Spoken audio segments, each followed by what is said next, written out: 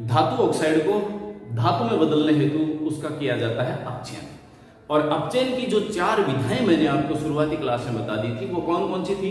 वो पहली थी परगलन, कार्बन द्वारा अपचयन करवाते हैं अपन, या कार्बन मोनोऑक्साइड द्वारा, यानी कोई अपचायक मिलाकर के उसका धातु ऑक्साइड का अपचयन करवाना। सेकंड थी एल्यूमिनोथर्माइड। थर्ड थी अपनी सवता अपचयन, जिसके कल एग्जांपल अपन ने देखे थे। कार्बन जो कॉपर का अपन प्राप्त कर रहे थे, बेसेमर परिवर्तक, बेसेमर परिवर्तित्र में अपन ने आगे की प्रोसेस अप्लाई करवाई थी। ये क्लास अपनी पहले हो गई थी। और लास्ट था अपना विद्युत अपघटनी अपचयन। अब देखिए इस अपचयन की जरूरत क्यों पड़ी, तो आज अपन पढ़ेंगे इसको बहुत ही मजेदार तरीके से कि भाई अपचयन, विद्युत अपघटनी अपचयन की जरूरत क्या पड़ी जब कार्बन आपके पास मौजूद है, कार्बन मोनोऑक्साइड इजीली मौजूद है, तो उनके उपस्थिति के बावजूद अपन विद्युत अपघटनी प्रोसेस क्यों अपनाते हैं। तो आज इसी टॉपिक में मैं घनश्याम सैनी केमिस्ट्री धाम यूट्यूब चैनल पर आप सभी का स्वागत करता हूं। और लीजिए पढ़ते हैं आज अपन धातु क्रम का विद्युत रासायनिक सिद्धांत। देखिए इससे पहले आपने पढ़ा है उष्मागतिकी सिद्धांत। किसमें पढ़ा था भाई? उष्मागतिकी सिद्धांत, थर्मोडायनेमिक प्रिंसिपल। कहां पढ़ा था? याद कीजिए, एलिंगम आरेख अपन ने खींचे थे। और एलिंगम आरेख में मैंने क्या कहा था कि एक एल्यूमिनियम ऐसा धातु है कि वह अपने से ऊपर जो भी आ रहे हैं वो सबको रिड्यूस कर देगा। भाई अपने से ऊपर वालों को सभी रिड्यूस करेंगे, लेकिन एल्यूमिनियम सबसे नीचे आ जाता है। एक निश्चित टेम्परेचर के बाद में एल्यूमिनियम जो है वो सबसे नीचे आ जाता है। इसका मतलब वह सभी को रिड्यूस करेगा। अब सपोज करो एल्यूमिनियम है वो सबको रिड्यूस कर रहा है, लेकिन आपको एल्यूमिना से एल्यूमिनियम ही प्राप्त करना है। इसका मतलब आपको क्या करना है? एल्यूमिनियम का रिडक्शन करवाना है। भाई ये सबको कर रहा था, सबको क्या है ये अच्छा अपचायक था या बुरा था? तो ये अपन ने किस में देखा था भाई? थर्मोडायनेमिक प्रिंसिपल में देख लिया था इसका कि यह क्या है, सबको रिड्यूस कर रहा है। इसका मतलब सबसे अच्छा अपचायक है, यही तो रहा ना। दूसरों को क्या कर देगा? अपचयित कर देगा, खुद का इजीली ऑक्सीकरण इसका हो जाता है। लेकिन अब इसी को ही यदि रिड्यूस करके एल्यूमिनियम प्राप्त करना चाह रहे हैं, फिर क्या करेंगे? तो क्या करने का जवाब देगा विद्युत रासायनिक सिद्धांत। ठीक है, विद्युत रासायनिक सिद्धांत, या मैं इसी का एक नाम और दे दूं इलेक्ट्रोमेटलर्जी। इलेक्ट्रोमेटलर्जी,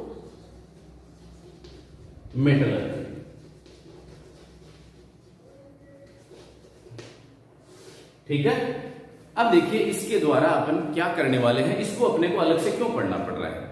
यानी विद्युत अपघटनी जो प्रक्रिया है, विद्युत अपघटनी सेल क्या होता है, शुरुआती क्लास में इलेक्ट्रोकेमिस्ट्री में मैंने आपको पढ़ा दिया है, उसे एक बार जरूर देख लें, नोट डाउन कर लें। यहां सपोज कीजिए मैंने कोई कंटेनर लिया और इसके अंदर क्या लिया है? NaCl लिया है मोल्टन फॉर्म में, मतलब संगलित अवस्था में NaCl है।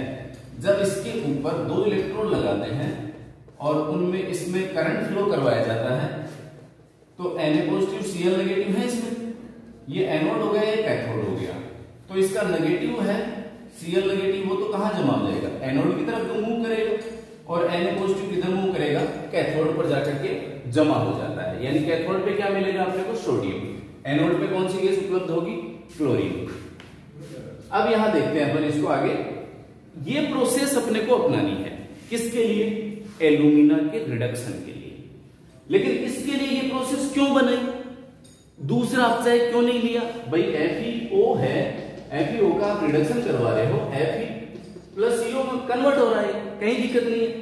फिर ऐसा इसका भी करवा लो ना, इसका भी करवा लो, क्या दिक्कत है?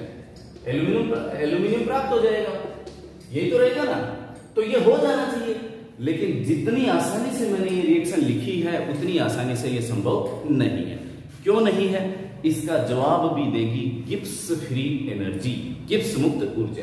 तो देखिए गिब्स मुक्त ऊर्जा का एक प्रसिद्ध रिलेशन ये है इलेक्ट्रोड पोटेंशियल, जिसे भी मैंने आपको इलेक्ट्रोकेमिस्ट्री में पढ़ा दिया है। इस रिलेशन को पूरा पढ़ाया मैंने आपको। यदि वो रिलेशन जानना है किस प्रकार से आ रहा है, तो इलेक्ट्रोकेमिस्ट्री का मेरा लेक्चर देख लीजिए।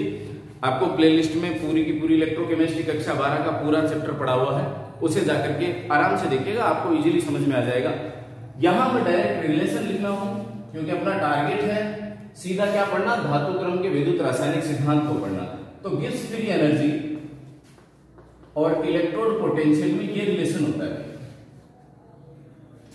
डेल्टा जी बराबर होता है -NFE। ठीक है, ये रिलेशन होता है। यहां डेल्टा जी क्या है, गिब्स मुक्त ऊर्जा में परिवर्तन, गिब्स मुक्त ऊर्जा परिवर्तन। ठीक है, एन क्या है, स्थानांतरित होने वाले इलेक्ट्रॉन, स्थानांतरित इलेक्ट्रॉन। भाई जितने भी इलेक्ट्रॉन स्थानांतरित हो रहे हैं, एनोड और कैथोड, भाई एनोड पे ऑक्सीकरण हो रहा है, कैथोड पे रिडक्शन हो रहा है, तो इलेक्ट्रॉनों का तो ट्रांसफर होगा ना। एफ क्या है, फेराडे। और एक फेराडे की वैल्यू कितनी होती है, 96,500 गुना, यही होती है ना। और ई क्या है, जो रिडॉक्स अभिक्रियाएं हो रही है, भाई एक पे ऑक्सीडेशन दूसरे पे अपचयन हो रहा है, तो रिडॉक्स में इलेक्ट्रोड विभव है ये। ई बराबर क्या है, इलेक्ट्रोड विभव है। क्लियर है। अब आप इस चीज को बहुत अच्छे से जानते हो कि कोई भी प्रक्रिया अभिक्रिया स्वतः हो, स्पॉन्टेनियस हो, इसके लिए डेल्टा जी का मान कैसा होना चाहिए, नेगेटिव होना चाहिए। डेल्टा जी का मान कैसा हो, नेगेटिव होना चाहिए, ये बता रखा है मैंने। अब यहां ध्यान दें आप, विद्युत रसायन श्रेणी याद करो, जो इलेक्ट्रोकेमिस्ट्री में मैंने आपको पढ़ा रखी है, और याद करने का बहुत आसान से तरीका भी बता रखा है। मैं कह रहा हूं कि जो इलेक्ट्रोकेमिकल सीरीज है, उस सीरीज में हाइड्रोजन का पोटेंशियल 0, हाइड्रोजन के ऊपर जो आ रहे हैं उनका नेगेटिव, हाइड्रोजन के नीचे जो आ रहे हैं उनका पॉजिटिव रिडक्शन पोटेंशियल होता है, स्टैंडर्ड रिडक्शन पोटेंशियल का मान। यही है।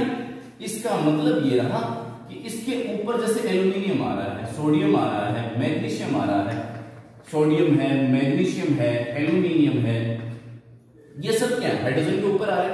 मतलब इनके रिडक्शन जो इलेक्ट्रोड पोटेंशियल का मान क्या है, नेगेटिव है।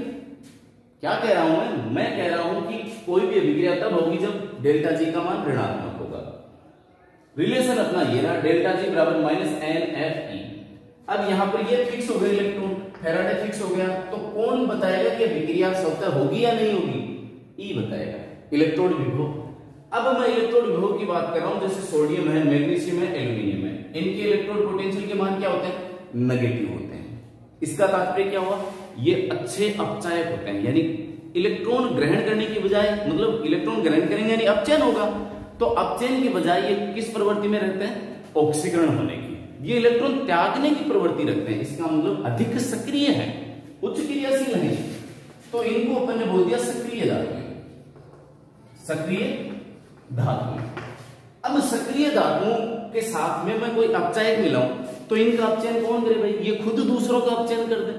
भाई अपचयन कब होगा, ये इलेक्ट्रॉन त्यागेंगे तो इनका ऑक्सीकरण हो गया, और जो इनके त्यागे गए इलेक्ट्रॉन लेगा उसका क्या हो जाएगा, अपचयन होगा। और मैं चाह ये रहा हूं कि भाई एल्यूमिनियम इलेक्ट्रॉन ग्रहण कर ले, ग्रहण करेगा तभी तो अपचयन होगा ना इसका। तो यहां पर ये सक्रिय धातु, और सक्रिय धातुओं के लिए इलेक्ट्रोड विभव का मान होता है नेगेटिव, यानी ई का मान क्या हो गया, इनका नेगेटिव हो गया। इस नेगेटिव के मान को यहां रखें, डेल्टा जी बराबर -NF -E, तो माइनस माइनस क्या हो गया, प्लस, यानी डेल्टा जी का मान क्या हो गया, धनात्मक हो गया। और धनात्मक होते क्या प्रक्रम स्वतः होगा, नहीं होगा, यानी प्रक्रिया क्या होगी, ये असवतः होगी। तो क्या अपन अपचायक मिलाकर के इनका अपचयन करवा सकते हैं, नहीं करवा सकते, यही है ना। और यदि करवा भी पाए तो जितने आसानी से, जितना अपन आसानी से अभिक्रिया लिख देंगे उतनी आसानी से तो होगा नहीं, उसके लिए अपने पास खर्चा इतना ज्यादा लग जाएगा कि उसकी तुलना में तो एल्यूमिनियम बाजार से खरीद लाएंगे, यही तो ना। तो तात्पर्य ये रहा कि भाई डेल्टा जी का मान जब सक्रिय धातुएं होती हैं तो डेल्टा जी का मान हो जाता पॉजिटिव, ठीक है। और पॉजिटिव होने के कारण किसी भी अपचायक द्वारा इनका अपचयन करवाना आसान नहीं रहता। क्लियर होगी बात। फिर क्या करें, अपने को भाई एल्यूमिना है, एल्यूमिना से मुझे एल्यूमिनियम प्राप्त करना है, तो मैं यहां कोई अपचायक मिलाता। अब मिलाता तो तब जब वो इसका अपचयन कर देता। अब एल्यूमिनियम तो खुद कूद के पड़ रहा है इलेक्ट्रॉन देने के लिए, इसका मतलब इसका तो ऑक्सीकरण होने की प्रवृत्ति ज्यादा है, तो ये अच्छा अपचायक है।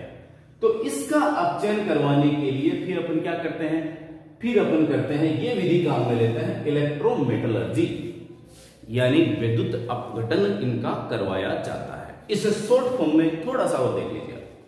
अब देखिए मेरी अब तक कही गई बात का सार क्या निकल के आता है, वो ये होता है कि भाई धातुएं जो हैं, वो धातुएं जो हैं या तो होगी कम क्रियाशील और या होगी अधिक क्रियाशील।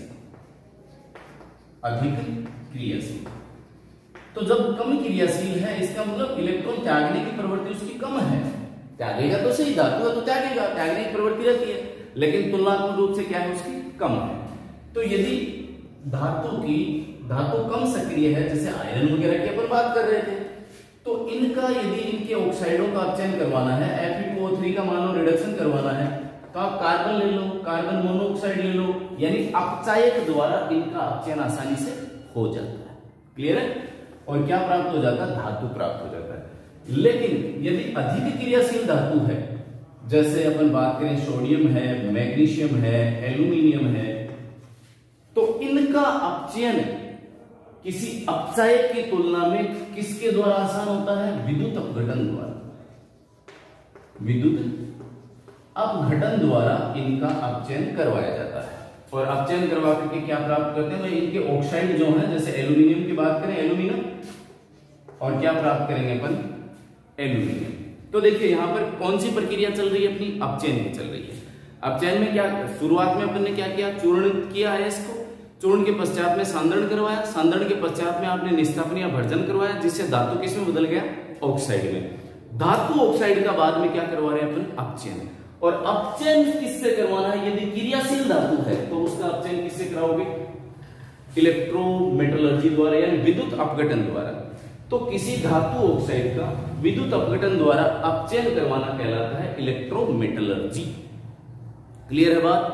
यानी विद्युत धातु क्रम, विद्युत धातु क्रम इसका नाम हो गया। क्लियर है? तो चलिए यहां नाम भी लिख देता हूं, विद्युत धातु क्रम। यानी धातु क्रम किससे? विद्युत के द्वारा धातु को प्राप्त करना कहला रहा है, विद्युत अपघटन द्वारा धातु को प्राप्त करना या धातु ऑक्साइड का अपचयन करवाना कहला रहा है ये इलेक्ट्रोमेटलर्जी। क्लियर है बात यहां तक? इसका मतलब कुछ जो धातुएं कम क्रियाशील है उनका अपचयन करवाएंगे अपन किसी अपचायक के द्वारा। कार्बन हो सकता है, कार्बन मोनोऑक्साइड हो सकता है, या कोई धातु हो सकता है। और इसकी व्याख्या कौन कर रहा है? एलिंगम आरेख, कि कौन सा अपचायक अपने को लेना है। एलिंगम आरेख को देखना है, वीडियो बना हुआ पीछे आराम से देख सकते हैं। यदि धातु अधिक क्रियाशील है, अधिक क्रियाशील का मतलब क्या है भाई? एल्यूमिनियम Al3+ है, यह इलेक्ट्रॉन ग्रहण करे तभी तो Al में रिड्यूस होगा ना, अपचयित होगा। इलेक्ट्रॉन ग्रहण करने का मतलब ही तो हो गया ना अपचयित। तो यहां पर अधिक क्रियाशील का मतलब क्या? ये इलेक्ट्रॉन त्यागते हैं, त्यागने की प्रवृत्ति ज्यादा होती है, त्यागने। और मैं क्या करवा रहा हूं? मैं तो उल्टा करवा रहा हूं, मैं तो इसको इलेक्ट्रॉन दे रहा हूं। तो इलेक्ट्रॉन इसको कम मिलेंगे जब बाहर से कोई अपचायक लेंगे, तब नहीं, बल्कि विद्युत अपघटन विधि के द्वारा इनका अपचयन करवाया जाता है। क्लियर है बात? यहां तक नहीं है कोई दिक्कत? ऐसी व्याख्या मैंने कही दी है भाई, डेल्टा G बराबर -NFe होता है। क्योंकि अधिक क्रियाशील जो धातुएं होती है, जैसे सोडियम, मैग्नीशियम, एल्यूमिनियम, सब हाइड्रोजन के ऊपर ही मौजूद है। इनके लिए इलेक्ट्रोड विभव का मान कितना हो गया? नेगेटिव। तो ये नेगेटिव, ये नेगेटिव, तो डेल्टा G का मान क्या हो गया? धनात्मक। और धनात्मक है तो प्रक्रम असमतल हो जाता है। ये तो हो गई इसकी व्याख्या विद्युत रासायनिक सिद्धांत के द्वारा। क्लियर है बात? यानी विद्युत रासायनिक सिद्धांत क्या कह रहा है आपको? ये कह रहा है डेल्टा G, कोई भी प्रोसेस तब होगी जब डेल्टा G का मान ऋणात्मक होगा। धातुओं के इलेक्ट्रोड पोटेंशियल के लिए फॉर्मूला जो है वो है -NFe। यदि E का मान धनात्मक हो, E का मान यदि धनात्मक होता तो डेल्टा G का मान ऋणात्मक होता और आराम से प्रक्रिया हो जाती। क्लियर है बात? तो अब अपन क्या करवाते हैं भाई? अपन क्या करेंगे? वही विद्युत अपघटनी कंसेप्ट अपनाते हैं। कोई कंटेनर लेंगे, इसके अंदर जिस धातु का भी ऑक्साइड को रिड्यूस करवाना है उसमें इलेक्ट्रिक करंट फ्लो करवाएंगे। ठीक है भाई? ये पॉजिटिव, ये नेगेटिव। अब यहां पर ये जो इलेक्ट्रोड लिए गए हैं, इन इलेक्ट्रोडों की प्रकृति कैसी होनी चाहिए? इन इलेक्ट्रोडों के लिए इलेक्ट्रोड पोटेंशियल का मान होना चाहिए धनात्मक। इन इलेक्ट्रोडों के लिए इलेक्ट्रॉन पोटेंशियल का मान धनात्मक हुआ, यदि इसका मान धनात्मक हो गया तो डेल्टा G का मान क्या हो जाएगा? ऋणात्मक हो जाएगा और प्रक्रिया क्या हो जाएगी? सवतः हो जाएगी। क्लियर है? तो हम करेंगे सीधी सीधी बात ये, अपन यहां पर विद्युत धारा प्रवाहित करने वाले हैं। क्लियर है? तो इसको अब अपन सीखते हैं। एल्यूमिना का अपन अपचयन पढ़ते हैं। तो अपचयन एल्यूमिना का अपचयन अपन किसके आधार पर पढ़ेंगे? धातु क्रम का विद्युत रासायनिक सिद्धांत, या अपन पढ़ रहे हैं धातु क्रम, और धातु क्रम में जो चौथी स्टेप चल रही है वो है अपचयन। ठीक है, तो देखते हैं अपन एल्यूमिना का रिडक्शन किस प्रकार से करवाते हैं। तो देखिए एल्यूमिना का जो रिडक्शन करवाना है अपने को विद्युत अपघटनी विधि द्वारा करवाएंगे, और इसका नाम है Hall Heroult process, Hall Heroult प्रक्रम, अथवा मैंने दूसरा नाम लिखा संगलित Al2O3 के विद्युत अपघटन से एल्यूमिनियम का निष्कर्षण करवा रहे हैं। यानी Al2O3 से टारगेट क्या है? Al2O3 का रिडक्शन करवा करके क्या बनाना है? एल्यूमिनियम प्राप्त करना है। क्लियर है बात? चलो अब देखते हैं अपन कि भाई इसमें कौन कौन सी प्रक्रियाएं होती हैं। देखिए संगलित एल्यूमिना है, अब जो द्रवित एल्यूमिना है एल्यूमिना, तो Al2O3 का जो मेल्टिंग पॉइंट होता है, गलनांक जो होता है वो होता है 23 केल्विन। कितना होता है? गलनांक। तो एल्यूमिना कितने पे गलता है भाई? द्रवावस्था में कितने डिग्री पे आता है? 23 या 2323 केल्विन के ऊपर आ जाता है। पहली चीज तो ये। दूसरा, अब क्या हो गया ये? अब ये हो गया संगलित Al2O3 हो गया है। ठीक है, हम क्या करने वाले हैं? इस संगलित Al2O3 में 2 इलेक्ट्रोड डालेंगे, एक एनोड होगा दूसरा कैथोड होगा, विद्युत धारा प्रवाहित करवाएंगे। यही तो है विद्युत अपघटनी सेल। तो अपन क्या कर रहे हैं, यहां पर Al2O3 को द्रवावस्था में ले आए भाई, ठोस में तो प्रवाहित ही नहीं होगी। अब दिक्कत ये होती है कि संगलित जो Al2O3 होता है वो होता है कुचालक, या मैं कहूं कि अल्पचालक होता है। यानी यह विद्युत का चालक ना के बराबर होता है, विद्युत का चालन नहीं करता। तो ये तो और बड़ी समस्या होगी। हम चाह रहे थे कि भाई ये कंटेनर ले और कंटेनर में क्या हो, एल्यूमिना डाल दें, यहां Al2O3 डाल दें, द्रव अवस्था में हो तो Al पे 3 पॉजिटिव आ जाए और यह कैथोड के ऊपर जाकर के जमा हो जाए। यानी Al2O3 कहां जमा होता जाए? कैथोड पर। लेकिन ये तो तब होगा ना जब इसमें विद्युत का चालन होगा, इसका मूवमेंट होगा। अब ये मूवमेंट ही नहीं हो रहा। इसका तात्पर्य क्या हो गया कि भाई अपने तो 2 समस्याएं हो गई। पहली चीज तो तापमान बहुत ज्यादा देना पड़ेगा, और दूसरी चीज ये विद्युत का चालक नहीं है। तो 2 चीजें अपने को करनी है। पहली चीज तो इसका तापमान कम कर दें भाई, अपन कुछ ना कुछ इसमें ऐसा पदार्थ मिला दें जिससे कि जो एल्यूमिना है वह इससे कम ताप के ऊपर ही पिघल जाए। पहली चीज ध्यान दें, आप विशेष बात बता रहा हूं, एल्यूमिना को गलनांक होता है 23 केल्विन, बहुत उच्च ताप है। इतना ताप दें, उसकी बजाय अपन इसमें कुछ ऐसा पदार्थ मिला देते हैं जिससे कि यह आसानी से कम ताप पर ही गल जाए। तो गालक के रूप में या फ्लक्स के रूप में, गालक या फ्लक्स के रूप में मिलाते हैं इसमें क्रायोलाइट, क्रायोलाइट। और ये क्या करता है, एल्यूमिनियम को अपने अंदर गला लेता है। ठीक है, एल्यूमिनियम को अपने अंदर गला लेता है। इसका फॉर्मूला होता है Na3Al(F6). ये हो गया क्रायोलाइट। क्या काम करेगा ये गालक अपने अंदर गलाएगा और कितने डिग्री ताप पर? पहले से लगभग आधे डिग्री सेल्सियस, आधा हो जाएगा इससे पहले वाले, यानी 1173 केल्विन के लमसम ये इस स्थिति में 1173 में इधर लिख देता हूं, कितने ताप पे गला देगा? 1173 केल्विन के ऊपर ही एल्यूमिना को गला देता है। यानी पहले से लगभग आधा तापमान हो गया, मजा आ गया। तो गालक इसका डबल काम रहा। पहली चीज क्या रही, इसने क्या किया, उस एल्यूमिना को अपने अंदर मिला लिया। ठीक है बात। और मिलाने से क्या रहा, ये अच्छा विलायक हो गया एक प्रकार से। इस प्रकार से ये रही ना, इसका तात्पर्य ये रहा कि इसकी मात्रा क्या और रहने वाली है, ज्यादा रहने वाली है। ये लगभग 60% रहेगा टोटल अमाउंट में से। क्यों? क्योंकि ये एज ए सोलवेंट काम कर रहा है वहां पर, अपने अंदर घोल लेगा उसको। घोलने से क्या रहेगा, इसका गलनांक क्या हो जाएगा, कम हो जाएगा। और कितना हो जाएगा, 1173 केल्विन के ऊपर ही एल्यूमिना वो संगलित अवस्था में आ जाता है। पहली चीज तो ये होगी। इसका मतलब क्रायोलाइट का काम क्या रहा, तापमान डिक्रीज करता है, तापमान कम करता है। ठीक है, यानी कम ताप पर ही ये एल्यूमिना को गला देगा। पहली चीज। अब भाई पहली समस्या का तो निराकरण हो गया। दूसरी समस्या क्या है भाई, एल्यूमिना कुचालक, अब भी कुचालक है। अब कुचालक क्यों रहा? कुचालक इसलिए रहा कि आपने इसको संगलित किया। संगलित किया तो जो धनायन और ऋणायन थे वो एक दूसरे में अब भी पैक ही रहे, लिक्विड फॉर्म में तो आ गए लेकिन पैक ही रहे। इसका मतलब उसकी क्या है, श्यानता या विस्कोसिटी ज्यादा है, गाढ़ा है। तो विस्कोसिटी कम करने के लिए, विस्कोसिटी कंट्रोल करने के लिए इसके अंदर मिलाते हैं फ्लोरोस्पर, फ्लोरोस्पर CaF2 जिसका नाम है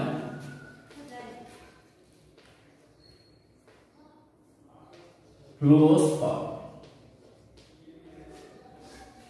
अब ये फ्लोरोस्पर क्या करेगा, देखिए फ्लोरोस्पर ये काम करने वाला है कि पहली चीज तो इसने गलना किसने कम कर दिया, क्रायोलाइट ने कर दिया, और दूसरा काम कुचालक को सुचालक में कौन बदल देगा, फ्लोरोस्पर। क्या काम करेगा ये श्यानता कंट्रोल करेगा, विलयन की श्यानता नियंत्रित करता है।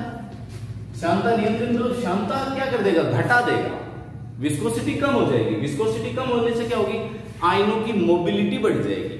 तो इंक्रीज किसको करता है, आयनों की मोबिलिटी को, आयनों की गतिशीलता बढ़ाता है। ये लीजिए, अब अपनी दोनों समस्याओं का निदान हो गया है, उपचार कर लिया अपन। उपचार और निदान दोनों चीजें हो गई। पहली प्रॉब्लम क्या रही थी कि भाई उच्च ताप था, क्रायोलाइट मिला तो कम ताप पर पिघल जाएगा, 1173 पे निपट जाएगा। फिर फ्लोरोस्पर क्यों मिलाया, भाई कुचालक था अब भी ये, भाई जो क्रायोलाइट मिलाया उसके बाद भी ये कुचालक बना रहा, तो अपन ने फ्लोरोस्पर मिला दिया। ये श्यानता नियंत्रित करके क्या करेगा, आयनों की गतिशीलता बढ़ा देगा, फलस्वरूप चालकता बढ़ जाती है। तो कंडक्टिविटी किसकी वजह से होती है, इसमें फ्लोरोस्पर की वजह से होती है। क्लियर है बात। इसका तात्पर्य ये रहा कि अब अपने को एल्यूमिना का जो विद्युत अपघटन करवाना है उसमें दो चीजें और मिलानी है। क्या क्या मिलाना है, अपने को मिलाना है क्रायोलाइट मिलाना है Na3AlF6, और साथ में कौन रहेगा, एल्यूमिना और फ्लोरोस्पर, यही रहेगा। अब मैंने कहा कि भाई ज्यादा मात्रा किसकी है, एल्यूमिना में मिला रहे हैं तो इसको इधर रख देता हूं। ज्यादा मात्रा किसकी, विलायक की तरह तो ये काम करेगा, विद्युत अपघट्य की तरह तो ये काम करेगा, तो ये 60% रहेगा, ये 20% और ये 20%। तो रेशियो क्या हो गया, 20-60-20, ये रेशियो रहेगा इनके बीच में, ठीक है। यानी 1:3:1 ये रेशियो रह जाएगा। या परसेंटेज की बात करें 20% ये, 60% ये और 20% फ्लोरोस्पर। क्लियर है बात। चलिए अब देख लेते हैं कि भाई हेल-हेराल्ड जो प्रक्रम है उसके द्वारा एल्यूमिना का अपचयन है वो किस प्रकार से करवाते हैं। तो देखिए हेल-हेराल्ड प्रक्रम में जो विद्युत अपघटनी सेल लेते हैं वो सेल देखिए क्या होता है, किस प्रकार से बनाते हैं। अपन इसको यहां से बना रहा हूं, यहां ये रहा, ये एक स्टील की बनी हुई टंकी होती है। ये मान लीजिए एक स्टील की बनी हुई सेल हो, ठीक है। इस सेल का जो आंतरिक स्तर है, डबल लेयर बना देता हूं मैं, इस सेल के अंदर की तरफ कार्बन की परत लगा दी जाती है। अंदर की तरफ किसकी परत रखी जाती है, कार्बन। और यह कार्बन की जो छड़ है, कार्बन की जो लेप है, अंदर स्टील की टंकी है, स्टील की टंकी के नीचे यह छिद्र लिख दिया मैंने, अभी ये बंद है तो बंद कर दिया। स्टील की टंकी, इस टंकी के अंदर क्या रहा, कार्बन की परत लगा दी, और यह परत किसकी तरह काम करेगी, कैथोड की तरह काम करेगी। किसकी तरह, कैथोड का कनेक्शन अपने को इस कार्बन वाली परत से करवाना है, ठीक है। साथ ही साथ इसके अंदर जो ले लेते हैं अपन, इसके अंदर भरा जाता है क्या, वो ही संगलित पदार्थ है। कौन सा संगलित में क्या क्या आ रहा है, यहां पर एल्यूमिना है प्लस क्रायोलाइट है और प्लस फ्लोरोस्पर है। ये तीनों को मिला करके मिश्रण जो बन गया अपना, ये मिश्रण क्या करते हैं, इसके अंदर डाल दिया जाता है और इस मिश्रण के अंदर ग्रेफाइट की छड़ें डुबो देते हैं। ये ग्रेफाइट या कार्बन एक ही बात है ना, कार्बन ही तो है ग्रेफाइट। और इनका संबंध किससे कर देते हैं भाई, इनका संबंध कर देते हैं एनोड से। तो ये किसकी तरह काम करेगा, एनोड की तरह काम करेगा। क्लियर है बात। यहां पर एनोड और कैथोड के बीच में समांतर क्रम में एक बल्ब लगा दिया जाता है, बल्ब लगा देंगे। तो ये तो हो गया बल्ब, ठीक है। ये ग्रेफाइट छड़े होंगे,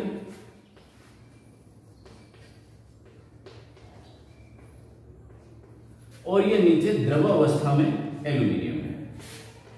एल्यूमिनियम किस रूप में आ रहा है, यहां पर लिक्विड फॉर्म में नीचे जमा हो गया। देखिए क्या प्रक्रिया होती है, किस प्रकार से काम होता है। सबसे पहले क्या करते हैं अपन कि भाई संगलित पदार्थ लेते हैं, Al2O3 क्रायोलाइट है, फ्लोरोस्पर है, ये इसके अंदर डाल देते हैं और इसके ऊपर कार्बन की एक परत जमा देती है। ओक जो कोयला होता है ना, उसको पीस करके इसके ऊपर डाल देते हैं। कार्बन क्या करते हैं, कार्बन इसकी ऊपरी सतह के ऊपर छिड़क दिया जाता है। तो कार्बन ऊपरी सतह पर परत बना देता है, कार्बन की ऊपरी सतह पर परत बना देता है। क्या फायदा होगा, फायदा ये होगा भाई कि पहली चीज तो ये जो द्रवित है, ये गलित एल्यूमिना है, ये जल्दी से ठंडा नहीं होगा। क्यों नहीं होगा भाई, उष्मीय विकिरण द्वारा ह्रास कर देंगे अपन। उष्मीय विकिरण द्वारा इसको जो ठंडा हो रहा था, ये उष्मा बाहर निकल रही थी, उसे रोक देंगे।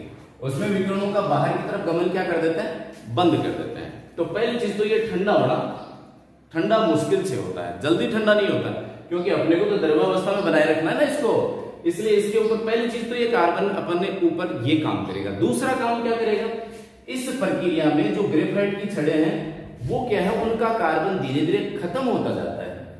तो यहां पर ये भी बचाव करेगा ना, मतलब जो ग्रेफाइट है, ग्रेफाइट की जो छड़ है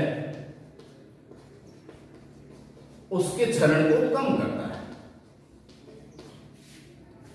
ठीक है।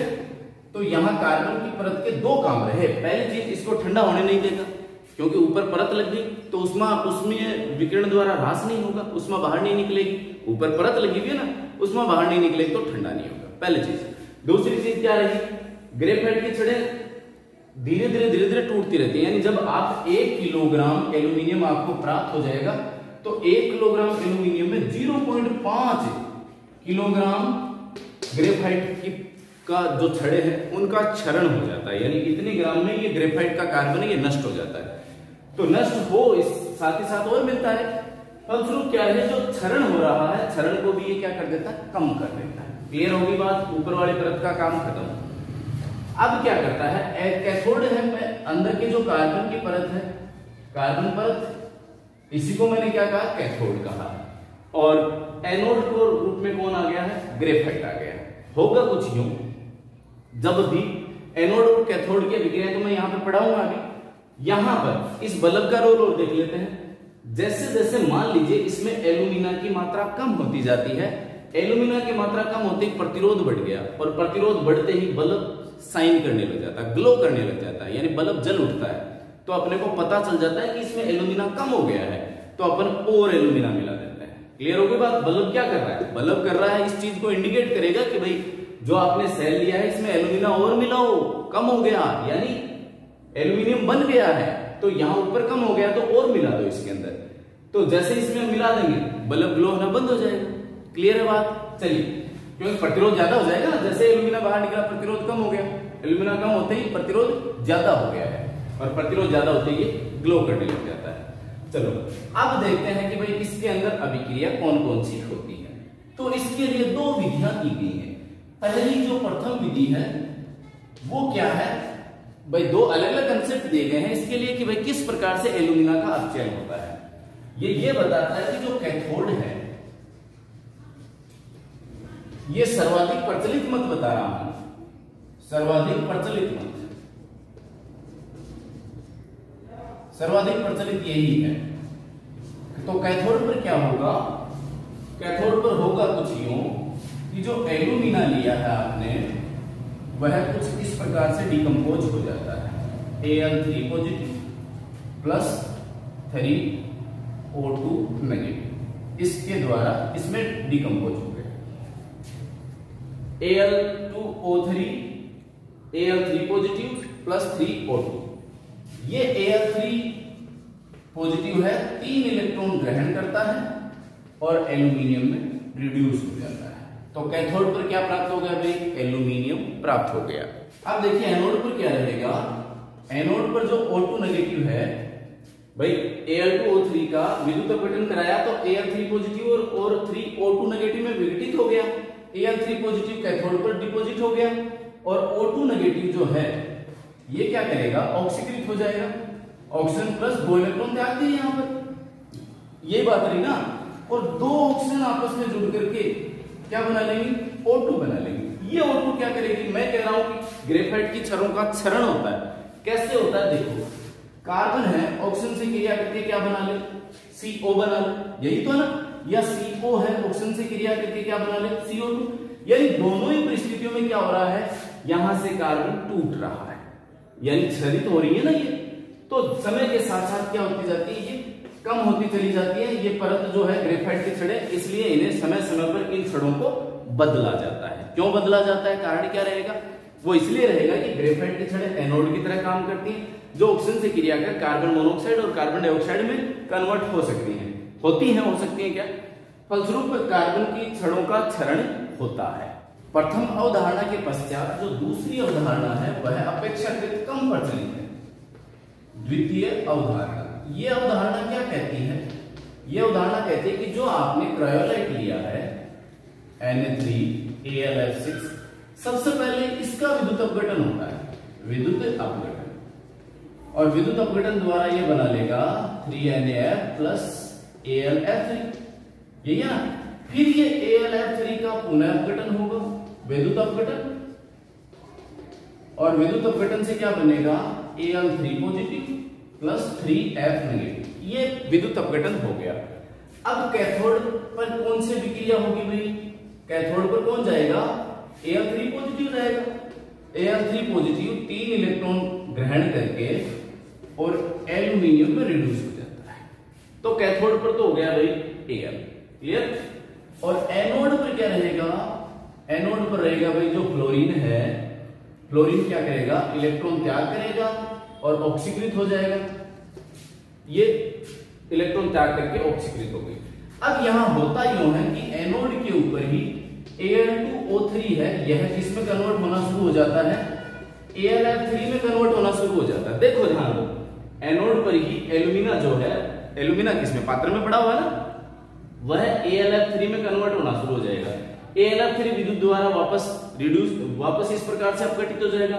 फिर एल्यूमिना का एल्यूमिनियम 3+ आयन का रिडक्शन हो जाएगा और एल्यूमिनियम प्राप्त होता जाएगा। इसका मतलब यह प्रक्रम अब चल निकला है। तो जब तक Al2O3 पड़ा रहेगा अपने पास, तब तक ये प्रक्रिया चलती चली जाएगी। क्लियर है बात? तो ये तो रहा अपना कि एल्यूमिना के जो रिडक्शन हो रहा है वह अपन 2 प्रकार से करवा सकते हैं, लेकिन द्वितीय अवधारणा कम मान्य है, प्रथम अवधारणा अधिक मान्य है, सर्वमान्य मत है वो। तो इन विधियों के द्वारा अपन एल्यूमिनियम का जो एल्यूमिना है उसका निष्कर्षण करवाते हैं और एल्यूमिनियम प्राप्त करते हैं। यह प्राप्त एल्यूमिनियम 99.5% तक शुद्ध होता है, 99.5% तक शुद्ध होता है और गलित अवस्था में होता है। तो गलित अवस्था में होता है, तो मैंने एक नीचे टोंटी बनाई थी ये पात्र में, तो नीचे की तरफ क्या है? गलित एल्यूमिनियम होता है, तो इसे यहां से हटा लिया जाता है। क्लियर है? तो ये रहा अपना इलेक्ट्रोमेटलर्जी या विद्युत अपघटनी द्वारा अधिक क्रियाशील धातुओं का निष्कर्षण। उसमें मैंने अभी आपको पढ़ा दिया है एल्यूमिना का। इसके पश्चात अपन पढ़ेंगे, कल की क्लास में अपना रहने वाला है कि जो रद्दी का कॉपर होता है, यानी अपन कहें कि भाई लो क्वालिटी का कॉपर होता है, तो लो क्वालिटी का कॉपर है उसका निष्कर्षण अपन किस प्रकार से करेंगे, वो भी विधि कैसी रहेगी? वो वाली भी विधि विद्युत अपघटनी के रूप में ही रहने वाली है, लेकिन उसकी एक अलग विधि, एक अलग प्रक्रम है उसका। तो वो अपन पढ़ेंगे कल की क्लास में। तब तक बने रहिए आप केमिस्ट्री धाम के साथ में। बोलिए जय हिंद।